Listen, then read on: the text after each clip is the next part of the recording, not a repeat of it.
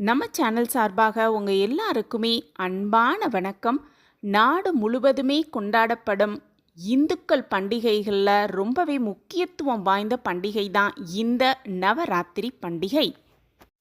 அந்த நவராத்திரி திருவிழா அப்படின்னு சொல்லப்படும் 9 நாட்கள் இந்த நவராத்திரி திருவிழா நம்ம ரொம்பவே சிறப்பாக கொண்டாட போகிறோம்.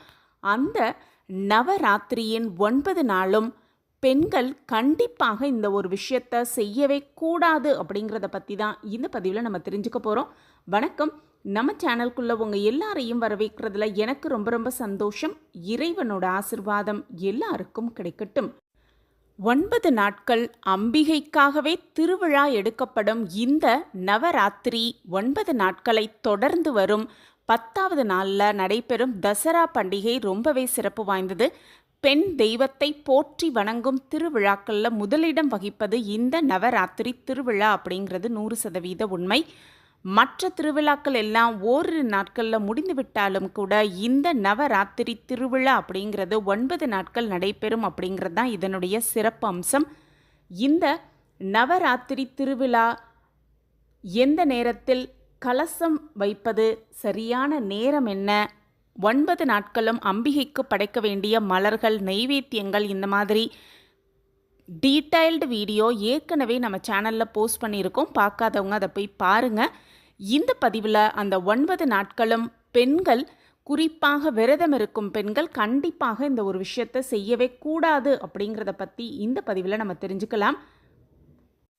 அம்பாள் பல்வேறு ரூபங்களில் பக்தர்களுக்கு அருள் புரியும் அற்புதமான காலம்தான் இந்த நவராத்திரி காலம். அன்னை பராசக்தியை விழா எடுத்து விரதமிருந்து வழிபடும் விழாக்களில் ஒன்று தான் இந்த நவராத்திரி விழா. தீமையை அழித்து நன்மையை காப்பதற்காக பராசக்தி அசுரனுடன் போர் புரிந்த 9 நாட்களும் நவராத்திரி விழாவாக நம்ம கொண்டாடுறோம். நவராத்திரியின் 9 நாட்களும் தேவி பராசக்தியை வீட்டில் எழுந்தருள செய்து விரதமிருந்து வழிபாடு செய்வது இந்த விழாவின் நோக்கம் அப்படின்னே சொல்லப்பட்டிருக்கு. நவராத்திரியின் 9 நாட்களில் முதல் 3 நாட்கள் தேவி துர்க்கையாகவும், அடுத்த 3 நாட்கள் லக்ஷ்மி தேவியாகவும், கடைசி 3 நாட்கள் சரஸ்வதி தேவியாகவும் ஆவாகனம் செய்து நம்ம வழிபாடு செய்கிறோம். அந்த வழிபாட்டின் போது பெண்கள், குறிப்பாக வீட்டில் இருக்கும் பெண்கள் அந்த 9 நாட்களும் கண்டிப்பாக எண்ணெய் தேய்த்து குளிப்பதை தவிர்த்து விடுவது ரொம்ப ரொம்ப நல்லது அப்படின்னு சொல்லப்பட்டிருக்கு. முடிந்தவரை வீடு தூய்மையாக இருக்கும்படி நம்ம பார்த்துக்கணும். வீட்டின் தூய்மையும் நம் தூய்மையும் நம் உள்ள தூய்மையும் ரொம்பவே தூய்மையாக இருக்கும்படி பார்த்துக்கிறது ரொம்ப ரொம்ப சிறப்பு. அந்த வகையில் குளிக்கணும் அப்படிங்கிற பேரில் எண்ணெய் தேய்த்து, அதுவும் நல்லெண்ணெய் தேய்த்து குளிப்பது அப்படிங்கிறது மிக மிக ஒரு தவறான விஷயம்.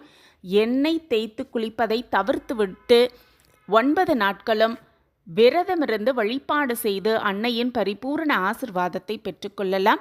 நவராத்திரியின் 9 நாட்களில் முதல் 3 நாட்கள், அதுக்கப்புறம் வர 3 நாட்களை லக்ஷ்மி தேவியாகவும், கடைசி 3 நாட்கள் சரஸ்வதி தேவியாகவும் ஆவாகனம் செய்து நவராத்திரி விழாவின் நிறைவு நாளான 10வது நாள் அசுரனை அன்னை வதம் செய்து வெற்றி பெற்ற நாள் தான் அந்த விஜயதசமியாக நம்ம கொண்டாடுறோம்.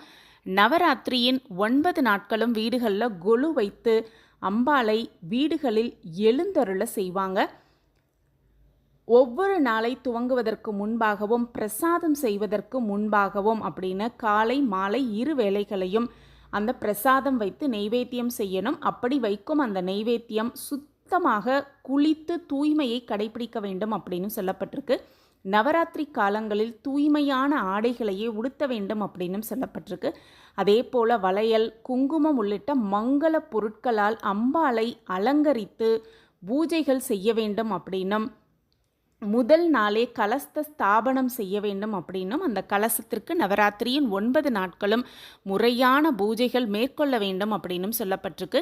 நவராத்திரி பூஜையில் மிக மிக முக்கியமான சடங்கு அப்படின்னு பார்த்தோன்னா இந்த கலச ஸ்தாபனம் தான். கலசத்தை ஸ்தாபனம் பண்ணுவது தான் ரொம்பவே முக்கியமான சடங்கு.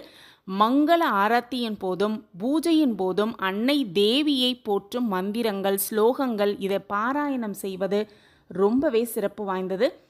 இந்த திருவிழா நடைபெறும் 9 நாட்களும் பெண்கள் கண்டிப்பாக எண்ணெய் தேய்த்து குளிப்பதை தவிர்த்துவிட்டு இந்த விரதத்தை தூய்மையாக கடைப்பிடித்து அம்பாளின் பரிபூரண ஆசிர்வாதத்தை பெற்றுக்கொண்டு வாழ்வில் சகல சௌபாக்கியத்தோடு வளமாகவும் நலமாகவும் வாழலாம். இந்த பதிவு உங்களுக்கு பயனுள்ள பதிவாக இருக்கும் அப்படின்னு நான் நம்புகிறேன். நம்ம சேனலில் நீங்கள் ரொம்ப ஆதரவு கொடுத்துக்கிட்டு வரீங்க. எனக்கு ரொம்ப சந்தோஷம். உங்கள் ஆதரவு மென்மேலும் எங்களுக்கு கிடச்சிக்கிட்டே இருக்கும் அப்படிங்கிற நம்பிக்கையோடு மீண்டும் ஒரு புதிய பதிவில் பார்க்கலாம். இந்த பதிவு உங்களுக்கு பிடிச்சிருந்ததுன்னா லைக் பண்ணுங்கள், ஷேர் பண்ணுங்கள், அப்படியே ஒரு கமெண்ட்டையும் போட்டுருங்க. உங்கள் கமெண்ட் தான் எங்களுக்கு மிகப்பெரிய ஒரு ஊக்கமாகவே இருக்கும். மீண்டும் ஒரு புதிய பதிவில் பார்க்கலாம். நன்றி, வணக்கம்.